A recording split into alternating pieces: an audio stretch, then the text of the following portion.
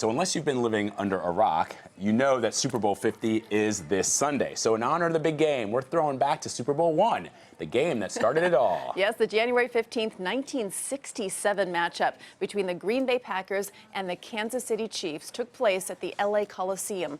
But unlike today, there wasn't much fanfare. Here's Haywood Hale-Braun's report on the eve of Super Bowl I. On the eve of the game, Los Angeles Coliseum is empty, and it looks as if there may be some bald patches here tomorrow. National curiosity about the Super Bowl may be high, but a team from Wisconsin meeting one from Missouri is not inflaming Los Angeles.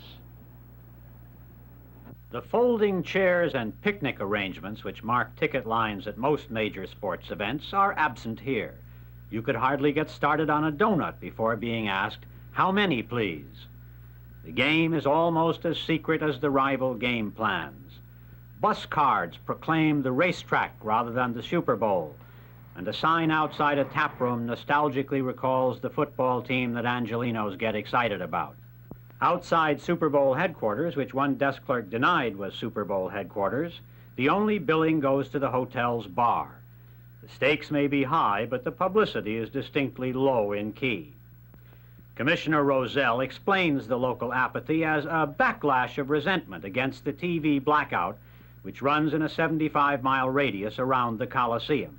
The shirt-sleeve weather is not home climate for either club, and the game of the century won't fill the ballpark.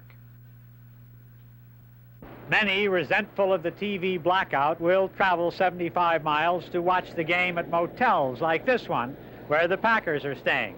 After all, at halftime in the Coliseum, there will be bands, 300 pigeons, and 10,000 balloons.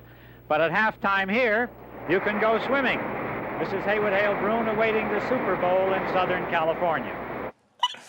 That's awesome. First of all, that sports coat at the very beginning of his stand-up is amazing. And then to see him in his bathing suit, that was CBS News back in those days. It's pretty remarkable. And it was an amazing game. There's a couple of things about that game. One, the ticket that we showed at the beginning, which was a really beautiful image of sort of like a clay or a statue of a football player. And the game had some genuine stars. Len Dawson was the quarterback of the Kansas City Chiefs. Bart Starr was the quarterback of the Green Bay Packers. The legendary Vince Lombardi, he was the coach of the Packers. And Hank Stram, one of my favorite coaches of the game. Look at that pic. Look at that. Yeah, Isn't that that's cool? very cool.